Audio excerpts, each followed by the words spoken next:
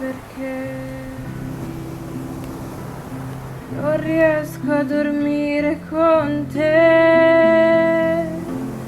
Dimmi perché tu non riesci a dormire con me. Dimmi perché non riesco a guardarti. Dimmi perché non riesco a guardarti. Forse hai